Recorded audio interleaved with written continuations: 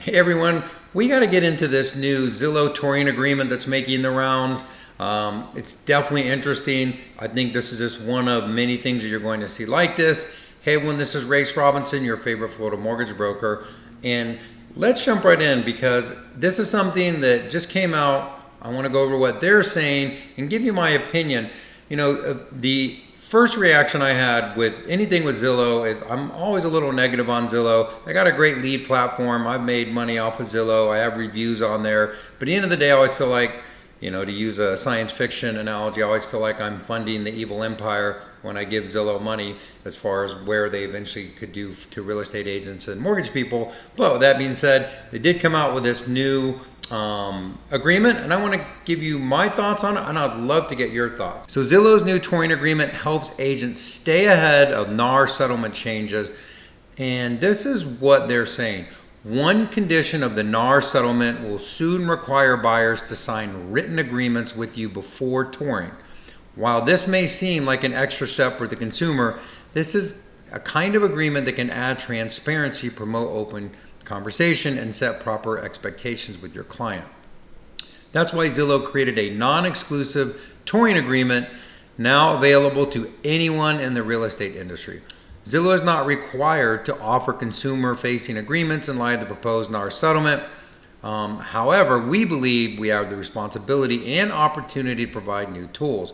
Our touring agreement facilitates an easy way for buyers and agents to organize showings without a premature commitment. While we recognize that the form of this agreement may vary by state, we're calling on the industry to adopt a non-exclusive, limited duration agreement for initial tours conducted by an agent with a prospective buyer. So why would Zillow do this? And we're going to go a little deeper on this. But remember, Zillow's mission is to sell leads, get buyers looking at homes, and they want to make that process as easy as possible. And having agents sign these exclusive buyer agreements, in my opinion, is contradictory to what Zillow's trying to achieve, right? Kind of an easy process. Somebody calls you and says, hey, I want to go see a home. You pop out there and show them a home, write a contract. That's what Zillow wants. Now, that's not necessarily what NAR wants, but what they're saying is that you can tour a borrower and actually do that step and not have what we call the exclusive buyer agreement that everyone's working on as far as setting your commissions and all those kinds of things. Now they go on to say why buyer agreements are important. Buyer agreements typically lay out exactly what the agent will do for a client. However, requiring an exclusive agreement upfront before the buyer feels comfortable can negatively impact the consumer experience. To put simply, most people want to date before becoming exclusive. Our touring agreement does not require compensation or exclusivity. By design, it covers touring activities only and expires only after 7 days. This way, you and the buyer can enter into the first showing with a signed limited services agreement in hand. Now again, Zillow is doing this for their own purposes, but I want to take a look and think about it as far as if you're a real estate agent, it's kind of no different than what you're doing now, right? You're basically, in a way, touring buyers. I know a lot of real estate agents that say, hey, I'll meet a buyer out at the house for the first time to meet them so I can see what they're about, show them a couple homes. There's no agreement, and their hope is that they'll eventually be able to write a contract for that buyer. And this agreement, in a way, kind of makes things stay the way they are. We could argue that's good or bad. I'm kind of mixed on it. In one sense, I think the new agreements are a way for the new actual agreements where you set your compensation and everything with the buyer and what you're going to do for them. Really gives real estate agents a chance to create their value and show that they're more than just door openers and going out there and showing properties.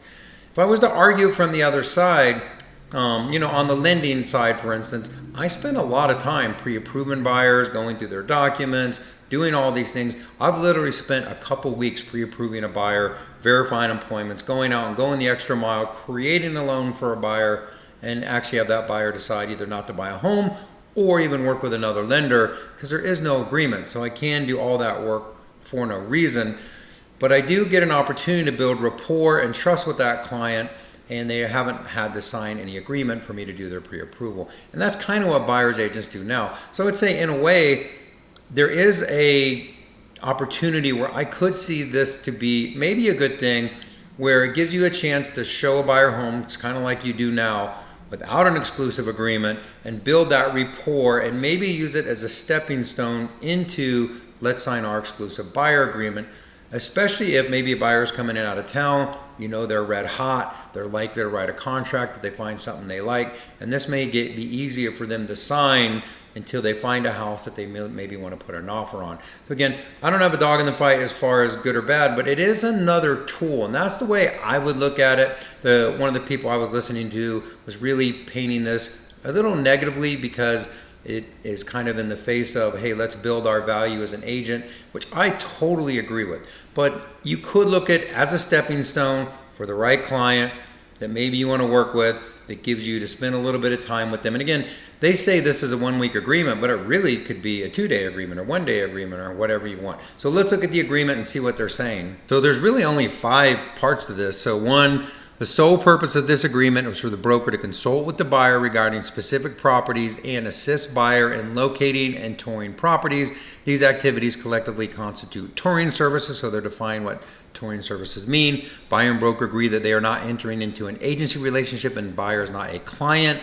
Number 2, buyer represents that the buyer has not signed an exclusive buyer brokerage agreement for the location currently enforced with another broker.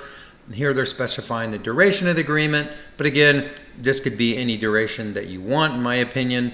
No fees for touring services. The broker is going to provide buyer with brokerage services beyond the touring services. Buyer and broker will enter into a separate agreement for such additional brokerage services, and then equal opportunity, and then that's where everybody signs.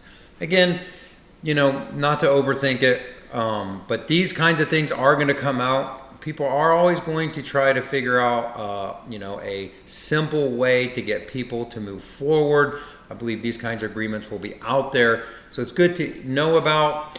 I would be working on a rock solid buyer presentation that would end with them agreeing to move forward. But that's going to take skilled salespeople, and I know a lot of agents are working on that.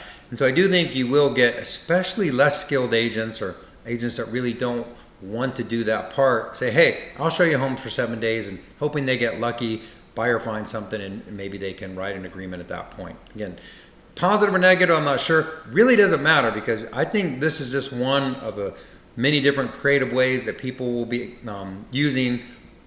Is it a tool? Probably. It could be a tool as part of your process to build some rapport with someone, see if they'll take the next step of signing a buyer agreement. Again, this is from Zillow. I'll put a link so that you can download this form yourself. I'd love to get your comments on it. If you think it's positive, negative, an opportunity, or just something that's getting in the way of what really, the lawsuit and what NAR's really trying to get with having compensation and all that stuff set out up front. Anyways, did want to share that with you. I thought it was really interesting. Let me know your thoughts. This is Race Robinson, your favorite Florida mortgage broker. I'll talk to you soon.